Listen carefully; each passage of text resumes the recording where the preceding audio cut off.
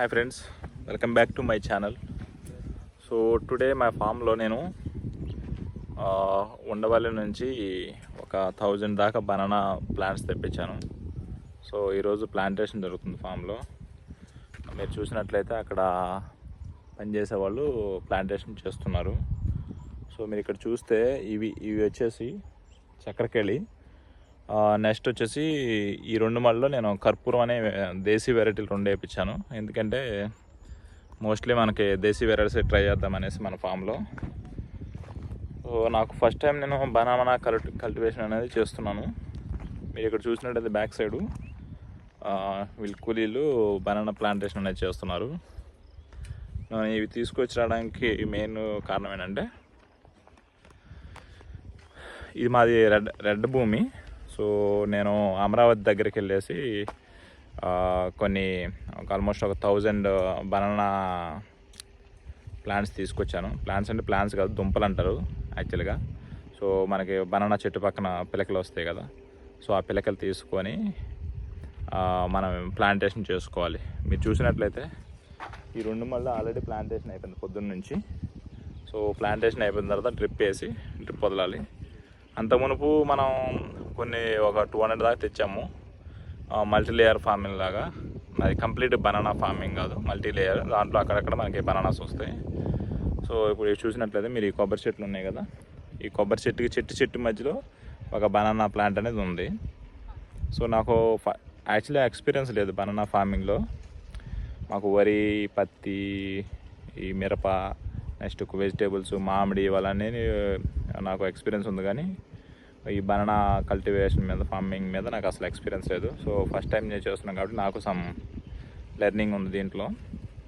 So ఈరోజు చూడాలి ఎన్ని ప్లాంట్స్ అయితే ప్లాంట్ చేస్తారో. సో చేసిన తర్వాత నేను వాటికి ఎవ్రీ 15 డేస్కో 20 డేస్కో జీవామృతం ఇచ్చి న్యాచురల్గా పండిద్దాం అనుకుంటున్నాను. ఏ ఫెర్టిలైజర్స్ అండ్ పెస్టిసైడ్స్ అమ్మి ఇవ్వకుండా. ఎందుకంటే అవి చాలా హెల్త్ మీద చాలా ఇంపాక్ట్ అవుతాయి. సో ఇది మా ఫామ్ కరెంట్ సిచ్యువేషన్.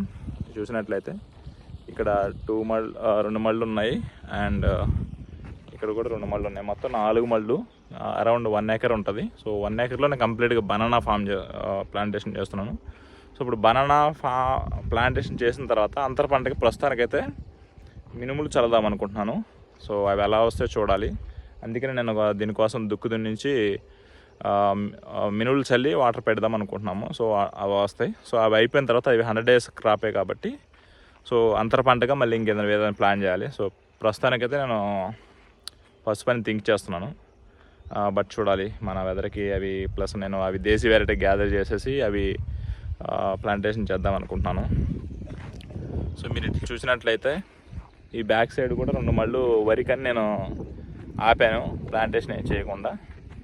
సో అందుకే ప్రస్తుతానికి ఖాళీగా ఎందుకు ఉన్నామనేసి జస్ట్ అలా ఏదో పచ్చిరొట్ట మెల్లరు అనేసి మినుము చల్లాము. కొంత బాగానే వచ్చింది, కొంత అయితే రాలేదు. ఎందుకంటే ఇది దున్నలేదు. మా నాన్నగారు ఏం చేశారంటే డైరెక్ట్గా వాటర్ పెట్టేసి చల్లేశారు మినుములు. అవి అంతగా రాలేదు. కొంచెం మీరు ఒక ఏరియా చూస్తే బాగానే వచ్చింది. సో అట్లీస్ట్ బయట సేల్ చేయడం కాకపోయినా మందులు లేకుండా పండించుకుంది మనం తినడానికనే ఉంటుంది కదా అనేసి హోప్తో ఉన్నాం. చూడాలి అవి ఎంతవరకు వస్తాయి ఏంటనేది. సో ఇటు చూసినట్లయితే మీరు ఇక్కడ ఇప్పుడు బనానా ప్లాంటేషన్ అనేది జరిగింది. సో ఈ బనానా ప్లాంటేషన్కి మధ్యలో దున్నాం కాబట్టి మినుములు చల్దాం అనుకున్నాము. సో అవి బాగా వస్తాయని నేను అనుకుంటున్నా. సో మీరు చూసినట్లయితే ఇప్పుడు ఇది మా ఫామ్లోకి వచ్చే రోడ్డు లోపల నేను వేయించుకున్నాను. సో దీంట్లో రోడ్డుకి ఇటుపక్క ప్లస్ కంప్లీట్గా బోర్డర్స్లో నేను కొబ్బరి ప్లాంటేషన్ అనేది చేయడం జరిగింది. కొన్ని చేసాము, కొన్ని తెచ్చి ఉంచాను అక్కడ. మీరు చూసినట్లయితే చెట్టు దగ్గర ఇక్కడ ఉన్నాయి కదా. సో దీంట్లో నేను యాక్చువల్గా దేశీ వెరైటీ అన్న మన ఈస్ట్ కోస్ట్ కానీ ట్రై చేద్దాం అనుకుంటే చాలామంది చెప్పింది ఏంటంటే ఇప్పుడు ఎవరు ఎక్కట్లేదు. సో కొన్ని హైబ్రిడ్ ట్రై చేయమన్నారు. అందుకని నాకు ఆల్మోస్ట్ ఒక 150-140 దాకా పట్టాయి. తెచ్చాను. సో దాంట్లో ఓన్లీ 50 నేను దేశీ వెరైటీలో ఎంచుకోవడం జరిగింది. మిగతావి ఒక వెరైటీ కాకుండా మీరు అట్లా చూసినట్లయితే మలేషియన్ గ్రీన్ అంట, ఇది CD4 అనే ఒక అతను ఇచ్చాడు చింతలపూడిలో. సో తర్వాత గంగా బాండం అని తెచ్చాను నేను. మొన్న నెక్స్ట్ పంగలప్పుడు తెచ్చినవి. సో అవి ఒక 40 దాకా ఉన్నాయి, మిగతా దేశీ ట్రై చేసాము. సో మనకి బోర్డర్లో ఎవ్రీ 20 ఫీట్స్కి నేను ఒకటి ట్రై చేస్తున్నాను. సో ఎందుకంటే మన బోర్డర్కి క్రాప్కి ఈ గాలు రాకుండా ఉండడానికి ఆపుతాయి, ప్లస్ మనం స్థలం వేస్ట్ అవ్వకుండా. అది దానికి కొబ్బరికి మనం అంత మెయింటెనెన్స్ చేయాల్సిన పని లేదు. సో అందువల్ల బోర్డర్ క్రాప్ కింద కాబట్టి, అది మెయిన్ క్రాప్ కాదు కాబట్టి, సో దాని మీద కొంచెం ఎంతో కొంచెం ఆదాయం పొందవచ్చు. సో అందుకే నేను మొత్తం ప్లాంటేషన్ స్టార్ట్ చేశాను. సో ఇది మా కరెంట్ సిచ్యువేషన్. మీరు అక్కడ చూస్తున్నారు, బ్యాక్ సైడ్ చూస్తున్నారు కదా ఆ గ్రీనరీ, అది మొత్తం వచ్చేసి 5 లేయర్ మోడలు. సో 5 లేయర్ మోడల్లో కొన్ని మిస్లేనియస్ ప్లాంట్స్ ప్లస్ మునగ, బొప్పాయి, అరటి ప్లాన్ చేశాను. సో ఇది మా కరెంట్ సిచ్యువేషన్ ఫాము. సో ఇదంతా గ్రోత్ అయితే బనానాస్ అనేవి కొంచెం మనకు బాగా గ్రీనరీ కనపడుతుంది. సో ఇది మన current scenario for my farm. For that's all for today. Signing off. Bye bye.